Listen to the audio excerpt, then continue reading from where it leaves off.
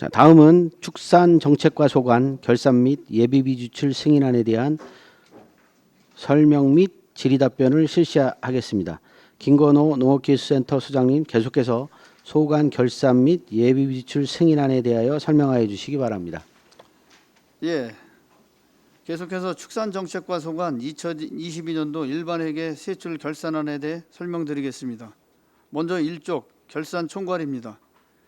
2022년도 예산 현액은 깨끗한 축산환경 조성 등 총 11개 단위 사업에 396억 6,104만 1천 원입니다. 그중 79.7%인 326억 1,573만 8,900원을 지출하였고 16.3%인 64억 2,830만 원을 이월하였습니다.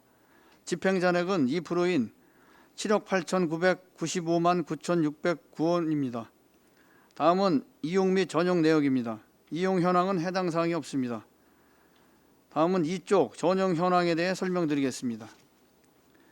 2022년도 전용 사업은 총 6건에 1억 4,103만 원을 전용하였으며 주요 내용으로는 차량 방역 요원 채용, 돼지농가 이동 승인서 발급 비용, 거점 소독시설 대인 소독기 구입, 읍면동 방역 차량 구입 등을 위하여 전용하였습니다. 다음은 변경 현황입니다. 2022년도 변경 사업은 총 3건에 1,568만 원으로 악성 가축 전염병 방역 사업, 사무 관리비를 차단 방역을 위한 방역 물품 구입, AI 차단 방역을 위한 소규모 가금 수매를 위해 변경하였습니다. 이체 현황은 해당 사항이 없습니다. 다음은 3쪽 2월 사업 내역입니다. 먼저 명시 2월입니다. 명시 2월 사업은 축산분뇨 냄새 개선 시설 지원 등 총 12개 사업으로 명시 2월 총액은 23억 7,830만 원이 되겠습니다. 세부 내역은 배부해드린 자료를 참고해 주시면 감사드리겠습니다. 사고 2월은 해당 사항이 없으며 다음은 계속비 2월입니다.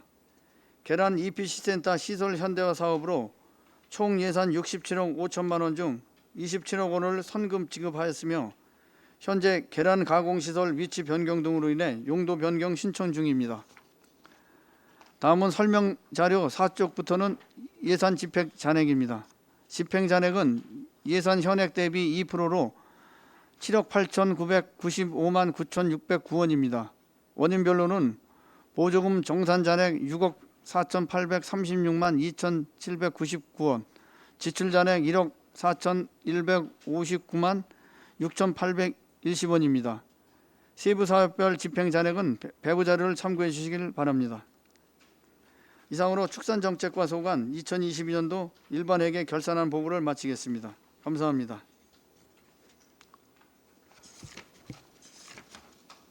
네, 김건호 예비비 의장, 예비비 위원장님 지금 예비비도 같이 바로 해도 될까요? 예, 알겠습니다. 예. 바로 예. 해주시죠. 예.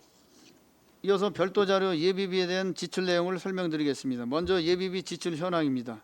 2022년도 예비비 지출 결정액은 총 1개 사업 1건으로 8억 3,600만 원입니다. 집행 내용으로는 악성 가축 전염병 방역 사업으로 2022년 고병원성 AI 발생에 따른 긴급 살처분 및 사체 처리 용역 등 방역 사항 대응을 위해 예비비 8억 675만 3,520원을 지출하였고 2,924만 6,480원의 집행 잔액이 발생하였습니다. 이상으로 축산정책과 소관 2022년도 결산안 및 예비비 지출에 대한 설명을 마치겠습니다. 감사합니다. 네, 김건호 농업기술센터 수장님 수고하셨습니다. 전문위원 검토보고는 기배부된 검토보고서로 가름하는 것으로 하고 질의답변을 실시하도록 하겠습니다. 배석하신 팀장님께서는 발언이 필요한 경우 위원장으로부터 발언권을 얻으신 후 직위 성명을 말씀하신 후 발언해 주시기 바랍니다. 위원님들께서는 궁금하신 사항에 대하여 질의하여 주시기 바랍니다.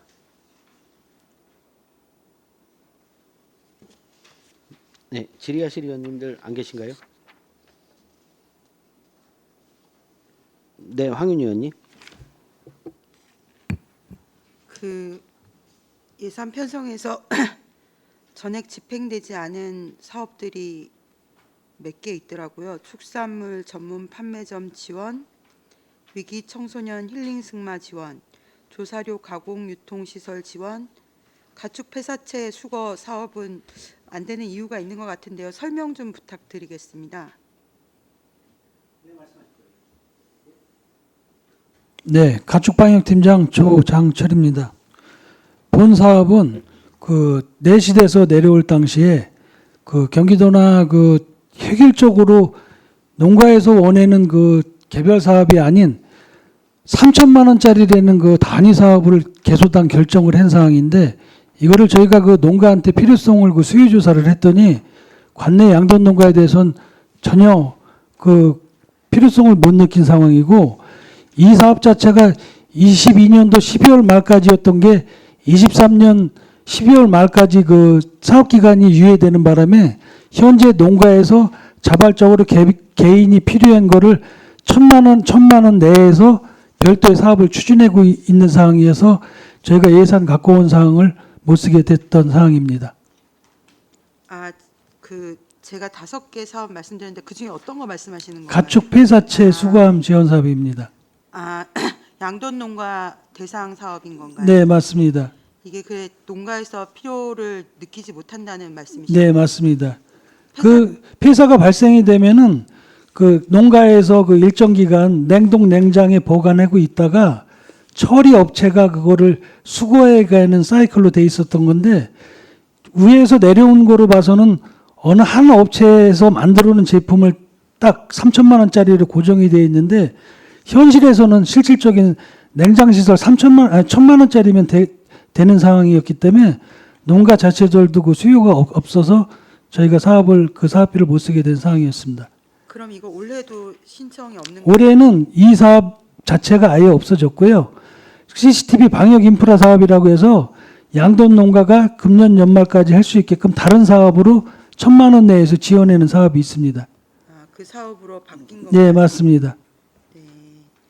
그럼 기존에 가축 폐사 됐을 때 처리 업체가 수거를 해가던 방식은 계속 진행이 되는 건가요? 네, 맞습니다. 네, 알겠습니다. 그리고 위기 청소년 힐링 승마 지원은 이건 왜 안 됐을까요? 축산정책팀장 박혜인입니다. 위기 청소년 힐링 승마 지원 사업에 대해서 말씀드리겠습니다. 이 사업은 이제 일반 청소년이 아니라 학교 밖 청소년들, 그러니까 저희 안성시에도 학교 밖 청소년 지원센터가 별도로 있습니다. 그러니까 학교에 다니지 않는 그런 청소년들을 위주로 해가지고 승마를 신청하는 사업인데요. 그 3만 원 기준으로 30회 기준으로 이제 신청을 하고 있는데, 작년에 뭐 코로나 등 각종 사유로 신청이 아예 없었습니다. 그래서 저희가 부득이하게 전액 삭감을 하게 된 상황이 되겠습니다. 그 사업을 진행을 안 하는 건 아닌데 신청이 없었다는 말씀이신 거죠? 예, 말씀 그대로 이게 사실 학교 밖 지원 그 청소년들이라, 사실 이 학생 청소년들이 기본적으로 학교를 다니고 있는 아이들이면은 학교에서 이렇게 연계가 돼서 하는데, 저희가 그래서 학교 밖 그 청소년 지원센터를 통해서 홍보를 다 해가지고 지금 인원을 부탁을 드렸었는데, 사실 신청자가 없고 작년에 또 코로나 등 사유도 있고 해서 좀 하기 어려웠던 상황임을 말씀드리고, 그래서 사실 올해는 사업 예산이 편성되지가 않았습니다. 아예 사업 예산 편성 안 돼. 이게 도비 보조 사업인가요? 예, 맞습니다. 뭐 원래 사업이 없어졌다고 하셨으니 사업이 집행이 안 되면 학교 밖 지원센터, 학교 밖 학생들의 필요성이 있어서 사업이 만들어졌을 텐데 안타깝네요. 예. 앞으로 이런 사업이 있으면 홍보를 굳이 그 지원센터 통하지 않더라도, 사실 학교 밖 청소년들은 다양한 단체에서 뭐 대안학교나 이런 데도 많을 거기 때문에 좀 더 신경 써주시면 좋을 것 같습니다. 네, 알겠습니다. 그리고 저희가 별도로 장애인 승마는 있어가지고 진행하고 있음을 말씀을 드리겠습니다. 자부담은 없는 거죠? 예, 자부담 없습니다. 네, 알겠습니다. 그리고요, 저희가 깨끗한 축산 환경 조성해서 사업을 몇 가지를 하고 있는데 거의 100억 정도 투입이 되는 것 같아요. 이게 근데 어쨌든 집행 잔액이 좀 되고 그러는데, 악취 측정 지원 관리도 있는데 이거는 농가별로 측정 지원을 하는 건가요?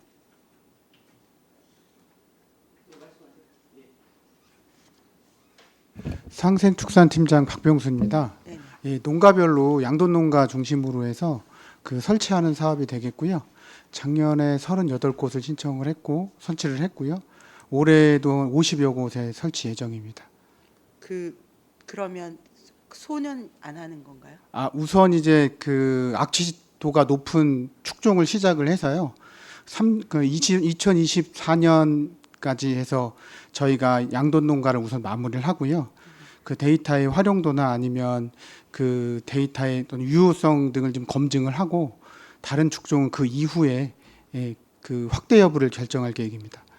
그 예산 전체 깨끗한 축산 환경 조성이 다 냄새 저감 관련 사업인 것 같아요. 거의 이걸 그럼 냄새 저감을 위해서 사업비를 투자를 하는데 얼마나 이게 효과가 있는지를 좀 볼 수 있는 지표 같은 것들이 혹시 있는 건가요?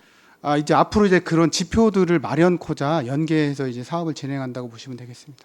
그 지표를 좀 마련을 빨리 해주셔야 될 것 같아요. 위에 정책 목표 중에서도 냄새 저감이 있는데 그 성과 지표 달성 측정 산식이 그냥 집행액 대비 예산액, 예산액 대비 집행액 이렇게 나오니까 이 냄새 저감이 얼마나 되는지에 대해서 저희가 어떤 공적인 자료가 없는 거잖아요. 네.